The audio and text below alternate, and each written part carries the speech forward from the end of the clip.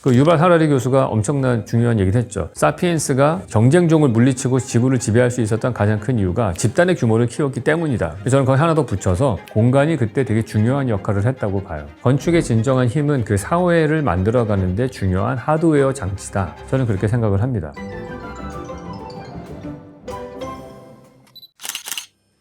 네, 안녕하세요. 왓슨 여러분. 제가 이번에 책이 하나 나왔습니다. 공간 인간이라는 책인데, 제가 이 책을 썼던 이유는 사실은 건축가의 관점에서 세계사를 좀 한번 보고 싶었습니다. 책을 처음에 구상한 거는 한 8년 전쯤이에요. 근데 어디서 살 것인가라는 책을 내고 난 다음에 다음번 책은 세계사를 좀 건축가의 관점에서 나레이션을 하면서 좀 얘기를 해보고 싶다. 제가 평소에 이제 즐겨서 읽는 책들이 주로 한 분야의 전문가분들이 자기들의 관점으로 세계를 읽어나가는 방법을 서술하는 걸 되게 좋아하거든요. 대표적으로 제가 좋아하는 책들이 총균쇠라든지 아니면은 사피엔스 같은 류의 책들인데, 그런 것들을 보면은 생물학을 연구하시는 분이나 아니면은 지리학자라고 해야 되나요? 그 제러드 다이먼드 교수는 그분이랑 전쟁사를 공부하신 그 유발 하라리 교수 같은 분들이 쭉 역사를 얘기하는데, 저 같은 비전공자들이 봤을 때도 되게 흥미로운 스토리텔링이 되는, 막 옛날 이야기 듣듯이 이렇게 쭉 얘기하시는 게 되게 좋았어요. 그래서 그런 류로 한번 써보면 어떨까 그런 생각을 했는데, 제가 절대 그분들 급이라는 얘기는 아니고요. 중요한 거는 이야기를 하는 주체가 어떤 직업을 가진 사람이냐에 따라서 같은 이야기도 다른 각도로 해설이 될 수 있다는 게 되게 흥미로웠거든요. 그래서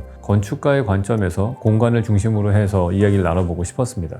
특히나 이제 요즘 시대에는 더욱더 그게 필요한 시대가 아닌가 싶어요. 그러니까 어떤 면에서 필요하다고 생각하냐면은 요즘은 이제 분열의 시대라고 저는 생각을 합니다. 제가 1991년도에 소련이 패망한 이후에 제가 경험한 세상은 그 이전과는 완전히 달랐습니다. 제가 어렸을 적에는 핵전쟁의 공포와 냉전의 대결, 이거가 항상 전 세계적인 분위기였거든요. 근데 91년도에 소련이 망한 다음에는 전체적으로 세계가 다 통합되어 가는 방향이었습니다. 철의 장막이라고 하는 소련도 들어가 보고 모스크바도 구경할 수 있고, 제가 96년도에 중국의 북경과 여러 지역들을 여행을 하면서 죽기 전에는 정말 평생 와볼 것 같지도 않았던 그런 중국 땅을 내가 구경을 하는구나 그러면서 다녔거든요. 그때부터 우리가 사용하는 공간은 계속해서 확장을 해왔습니다. 우리나라만 보더라도 주로 미국에 물건을 수출을 하다가 FTA를 체결하면서 전 세계 여러 나라로 되게 자유롭게 무역을 할 수 있게 되었고, 그렇게 확장이 되면은 자연스럽게 공간이라는 거는 일종의 부동산이라는 부가가치를 창출할 수 있는 수단이기 때문에 국가 경제 입장에서 봤을 때는 계속해서 GDP가 늘어날 수밖에 없겠죠. 그래서 그거는 비단 우리나라만의 경우가 아니고 전 세계 모든 나라들이 다 그걸 경험했습니다.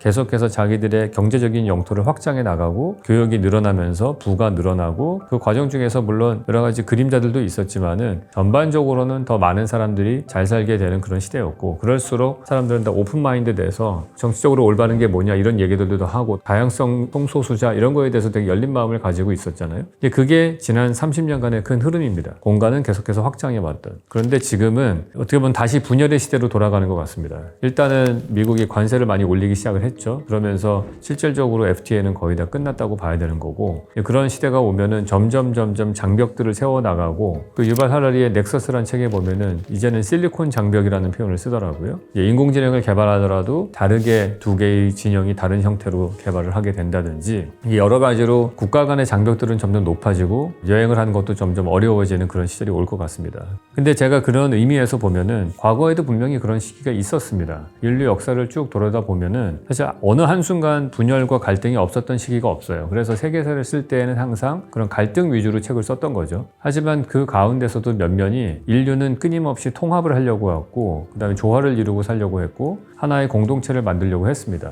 그 과정에서 여러 가지 철학적인 생각도 있고 종교도 있고 이런 소프트웨어적인 것들도 있지만은 공간이 그때 되게 중요한 역할을 했다고 봐요. 사람들을 통합시키는 데 있어서 아주 핵심적인 역할을 한 하드웨어가 공간이라고 생각을 합니다. 그래서 각 시대별로 어떻게 공간이 그 공동체를 완성시키고 집단의 규모를 키워서 전쟁을 축소하고 더 확장돼 나가고 교류할 수 있었는가, 그런 거에 대한 이야기를 하는 책이 바로 이 책입니다. 사실 건축의 진짜 힘이 뭐라고 생각하시는지 모르겠어요. 건축은 무엇인가? 이거에 대해서 많은 사람들이 다른 정의를 내립니다. 건축을 예술이라고 보는 사람들이 있어요. 사람들의 마음을 움직이고 감정을 흔들기 때문에 예술이라고 볼 수 있을 것 같아요. 근데 어떤 사람한테는 건축은 부동산으로만 보실 거예요. 부동산 자산으로 보고 돈을 벌 수 있는 도구이고 투자의 대상으로 보는 사람들도 있고, 공학자의 입장에서 보면은 건축은 기술의 결집체인 거죠. 구조적으로 어떻게 중력을 이길 것인가 그런 거를 계속해서 연구하는 관점에서 보시는 분, 어떤 사람들은 재료를 중심으로 볼 것이고 저의 관점에서는 건축은 사람들 간의 관계를 디자인하는 데 있다고 봅니다. 사실 그 중요성은 고대부터 있어 왔고 지금도 있는데 지금 와서 사실 더 중요해지기는 하죠. 현대사회는 도시의 규모도 훨씬 커졌고 더 많은 사람들이 밀집해서 고밀도로 살기 때문에 어느 시절보다도 다양한 관계들이 그 안에서 만들어집니다. 그리고 그것들을 컨트롤하는 장치가 건축이에요. 그래서 건축물은 사람들의 관계를 정의 내리는 그런 도구이고요. 그게 사실 더 확장되어 나가면은 그게 사회의 관계를 정의하는 게 되고 그 사회의 특징을 규정하게 되는 거죠. 그래서 건축의 진정한 힘은 그 사회를 만들어가는데 중요한 하드웨어 장치다. 저는 그렇게 생각을 합니다. 그래서 그런 관점에서 이 인류의 역사를 쭉 훑어보는 거예요. 그래서 1장이 모닥불, 2장 이렇게 차곡차곡 가는데 이거를 저는 17층짜리 건물로 비유를 합니다. 그러니까 맨 마지막 17층이 스마트 시티로 이 책에서는 결론이 나게 되어 있는데 왜 이걸 건물로 수직적인 건물로 설명을 했냐 하면은 우리가 건물을 지을 때에는 항상 1층을 짓고 그 다음에 2층을 짓죠. 2층 지은 다음에 3층을 짓고 항상 그 앞에 것들을 다 다져놓은 다음에 그 다음에 위에 층을 지어야 됩니다. 마찬가지로 인류의 그 수십만 년의 역사의 진화를 보시면은 그 오랜 시간 동안에 여러 가지 진화가 있었지만은 그 앞에 시대의 공간의 혁명이 없었다면은 그 윗시대, 그 뒷시대에 나타나는 공간의 혁명은 있을 수가 없는 거거든요. 그래서 우리는 끊임없이 수레바퀴 돌듯이 계속해서 앞으로 진화해 나가는데 그 위로 올라갈수록 뭐가 생깁니까? 멀리 내려다볼 수 있는 그런 능력이 생기는 거죠. 그래서 저는 이 독자들이 17층까지 쭉 훑어서 읽으시다 보면은 본인만이 세상을 바라보는 시각들이 조금씩 생겨나실 거예요. 공간을 중심으로 해서 궁극적으로는 그러니까 17층 위에 옥상이죠. 거기서 세상을 내려다보고 우리가 18층을 지을 때에는 도대체 어떠한 마음을 가져야 되는가 그런 것들을 함께 생각해 나가는 그런 시간이 됐으면 해서 이 책을 썼습니다. 일단은 1장을 말씀을 드리면 1장이 모닥불로 시작을 합니다. 건축에서의 빅뱅이 저는 모닥불이라고 생각을 해요. 비버도 댐을 짓고 새도 둥지를 만들고 벌도 집을 짓잖아요. 심지어 곤충도 뭐 거미들도 집을 짓고 그래요. 그러니까 자기가 살기 위한 집을 짓는 거는 개체들이 되게 많아요. 그러니까 꼭 인간만이 건축을 한다 그렇게 볼 수는 없습니다. 근데 인간이 건축을 하는 거는 조금 달라지는 포인트가 있어요. 인간이 건축을 할 때는 자기가 살기 위해서 하는 건축 이외의 것들을 합니다. 내가 비바람을 피하고 내 몸을 지키기 위해서 어떤 공간을 만드는 것 외에 다른 목적으로 건축을 할 때 그때 동물의 건축과 인간의 건축이 이제 딱 차별화가 되는 시점이라고 생각을 해요. 그럼 그게 뭔가 생각을 해보면은 저는 모닥불이라고 생각을 하거든요. 왜냐하면은 인간은 불을 발견을 했고 그거를 자기가 원할 때는 언제든지 만들 수 있는 능력을 가지게 됩니다. 모닥불을 피우면은 따뜻하고 밝아요. 그러니까 밤이 되면은 추워지면은 사람들이 모닥불 주변으로 모여지게 되죠. 근데 가까이 가면 뜨겁고 멀리 가면은 추워요. 그러면은 모닥불의 사이즈에 따라서 똑같은 일정 거리를 두고 사람들이 삥 둘러서 앉게 됩니다. 그렇게 되면은 안쪽으로는 밝고 따뜻한 공간이고요. 내 뒤쪽으로는 내 그림자 때문에 어둡고 추운 그런 공간이 되죠. 그 모닥불을 중심으로 해서 내부와 외부라는 그 공간의 구분이 처음으로 생기게 되고요. 거기에 앉아있는 사람들은 다 시선이 모닥불로 모여지게 돼 있죠. 인간은 주광성 동물이기 때문에 다 빛을 바라보게 돼 있거든요. 그 이전에 있었던 모든 빛의 광원이라고 하는 빛의 근원은 다 태양 아니면 달이에요. 멀리 있는 별빛, 다 하늘에 있는 것들이거든요. 그러니까 이들은 빛을 보려면 다 하늘을 쳐다봐야 돼요. 멀리 있는 것들을 쳐다보는데 모닥불을 딱 피우는 순간 사람들이 자기 무리의 가운데에 소실점이 모여지게 되는 겁니다. 그 소실점을 중심으로 해서 사람들의 마음이 모이는 거예요. 그건 마치 우리가 르네상스 때 투시도 기법이 브루넬레스키에 의해서 개발이 되면서 그 이전에 있었던 그림들은 어떠냐면요. 예를 들어서 이집트의 벽화 같은 걸 보시면은 왕이나 왕비는 크게 그리고 종들, 노예들은 다 조그맣게 그려놔서 신분의 차이를 사이즈의 차이로 딱 보여줍니다. 그런 식으로 공간의 깊이감이 없어요. 르네상스 때 투시도라는 기법을 만들게 되면서부터는 그 그림 안에 있는 모든 공간들은 다 그 소실점에 의해서 규칙이 정해지는 중심점이 생겨나는 그림이 되는 겁니다. 그때부터 사실은 인간이 자기중심적으로 세상을 바라보는 그런 시점이 되었다고 해서 미술사에서는 소실점이 그림 밖에 있느냐 아니면 그림 안에 있느냐 이걸 갖고서 사람들의 생각이 큰 변화가 생겼다라는 그 증거로 쓰거든요. 마찬가지로 공간에서도 그렇습니다. 우리가 저 멀리 그러니까 화폭의 바깥에 있는 소실점 마냥 하늘에 있는 광원을 바라보고 있었던 시절과 무리의 가운데 소실점이 있는 그런 모닥불이 우리 무리 중간에 있는 거하고는 완전히 하늘과 땅 차이인 건 거예요. 그래서 다른 동물과는 달리 모닥불 주변으로 앉아있던 수십 명의 사람들은 다 하나의 시점, 하나의 모습을 바라보면서 한 마음이 되고 하나의 공동체가 되고 그 내부 공간이라고 하는 어떤 원형의 공간들이 만들어지기 때문에 그것 때문에 하나로 더 규합될 수 있었다 이렇게 볼 수 있는 거예요. 이게 나중에 가서는 그 원형이 다 göbekli tepe의 평면도도 원형으로 가고요.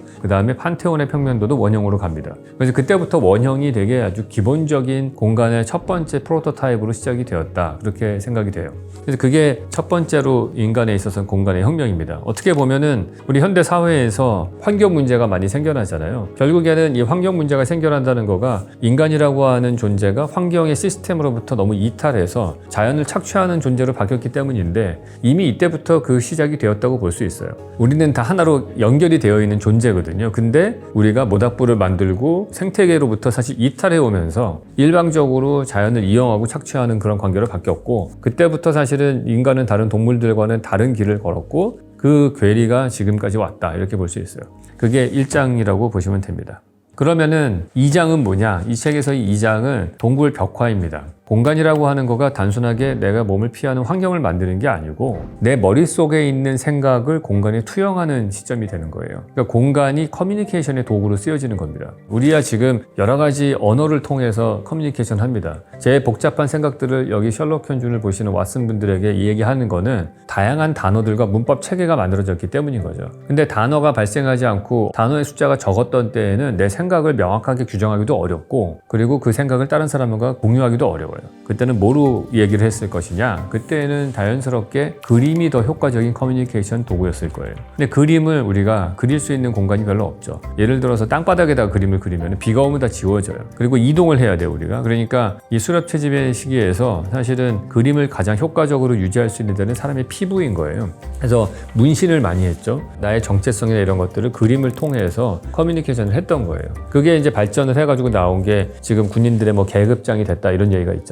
계속해서 그거는 우리의 본능 중에 하나로 남아있는 거거든요. 내가 어떤 존재인지 그림을 통해서 다른 사람하고 계속해서 커뮤니케이션하는 도구를 쓰는 거죠. 그리고 사실은 우리가 가죽에다가 그림을 그린 거잖아요. 나중에는 동물의 가죽을 벗겨서 거기다 양피지를 만들어가지고 거기다 글자를 써요. 그러니까 그게 그림이 이제 텍스트로 바뀐 거죠. 그게 발전해가지고 종이 위에다가 글자를 쓰는 걸로 바뀐 거예요. 우리가 사실은 이것도 엄청난 하이테크예요. 당시의 모습을 생각을 해보시면은 뭐 그림을 그린다는 것 자체가 물감을 만들어야 되는 거잖아요. 근데 물감도 자연에서 추출해서 만드는데 그것도 기술일 거고 동굴에다가 그림을 그릴 때에는 횃불을 들고 들어가야 돼요. 그러니까 횃불도 사실은 당시에는 하이테크죠. 횃불을 만들 수 있었기 때문에 인류는 태양빛이 들어오지 않는 그러한 실내 공간인 동굴에 들어가서 그림을 그릴 수 있게 된 거예요. 그러니까 과거에는 동굴이라고 하는 공간은 시각에 의존하지 않고 음파를 이용해서 공간을 파악하는 그런 박쥐들만 살았던 곳이잖아요. 근데 거기에 인류가 인공의 불인 횃불을 들고 들어가서 그 공간을 쓸 수 있게 되는 거죠. 횃불을 들고 사람들이 딱 들어가요. 그러면 앞에서부터 순서대로 그 그려놓은 그림들을 쭉 보게 되는 거죠. 그럼 일종의 동영상이 되는 거예요. 얼마나 현실감이 있겠어요. 거기다가 같이 간 사람들의 그림자도 옆에 어른어른하고 그러면은 정말 엄청난 컴퓨터 그래픽으로 되어 있는 영화를 보는 것 같은 그런 효과가 생겼을 거라고 봐요. 그림을 그린 사람이 무슨 생각을 하고 이 사람의 세계관이 뭐구나 이거를 알게 되고 이해하게 되는 거죠. 그게 공간의 힘이거든요. 어떤 이야기꾼이 사실은 제사장이 되는 거죠. 그 세상이 뭐 번개치는 거는 어쩌고 저쩌고 뭐 신이 노해서 그렇고 당신이 사냥에 성공을 하려면 하늘의 축복이 있어야 되고 나는 그 하늘의 뜻을 알 수 있는 사람이고 이런 얘기를 하는 어떤 이야기꾼이 있을 거 아니에요. 그 사람이 그림을 그리면은 그 이야기 안에 세계로 빨려 들어가는 거죠. 지금도 똑같습니다, 여러분. 지금도 마블 세계관이라고 하는 게 있는데 말도 안 되는 세계관이잖아요. 막 진짜 하나하나 들으면 말도 안 되는 얘기인데 너무나 현실감 있게 내 눈앞에서 펼쳐지니까 그게 진짜인 것처럼 받아들이잖아요, 우리가. 물론 그게 있기 전에는 우리가 신화라고 하는 것들이 있었고 그거의 원조로 딱 따라가다 보면은 동굴 벽화까지 가는 거예요. 그래서 동굴 벽화가 사실은 언어가 발달하기 이전부터 그림을 통해서 어떤 이야기꾼의 세계관을 공간적으로 딱 보여주고 그 안에 빨려 들어가가지고 그거에 대해서 이 사람이 설득당하는 거죠. 그렇게 되면은 그걸 통해 가지고 사람들의 마음이 하나로 모이죠. 그 유발 하라리 교수가 엄청난 중요한 얘기를 했죠. 사피엔스가 경쟁종을 물리치고 지구를 지배할 수 있었던 가장 큰 이유가 집단의 규모를 키웠기 때문이다. 그렇게 얘기를 해요. 집단의 규모를 키우기 위해서 이 사람이 얘기하는 거는 공통의 신화를 믿었기 때문이다. 그렇게 얘기를 합니다. 저는 거기 하나 더 붙여서 공간의 혁명이 있었기 때문에 사람들이 집단의 규모를 키울 수 있었다라고 저는 봐요. 그래서 내 머릿속의 생각을 공간화시켜서 다른 사람들을 설득할 수 있는 도구로 썼다. 이게 되게 중요한 두 번째 공간 혁명입니다. 많은 분들이 한번 시간이 되시면은 읽어봐 주셨으면 좋겠고요. 첫 시간은 저희가 모닥불과 그리고 동굴 벽화 여기까지 얘기를 나눠봤습니다. 다음 단계로 가면은 괴베클리 테페라고 하는 기원전 8500년경 그 유적부터 이야기가 시작이 됩니다. 구체적으로 건축물들이 어떻게 나오기 시작을 했고 최초의 건축 양식이라고 할 수 있는 벽이라고 하는 요소가 어떻게 우리 공간혁명에 쓰여지기 시작했는가 그 이야기를 나눠보도록 하겠습니다. 다음 시간에 뵙도록 하겠습니다.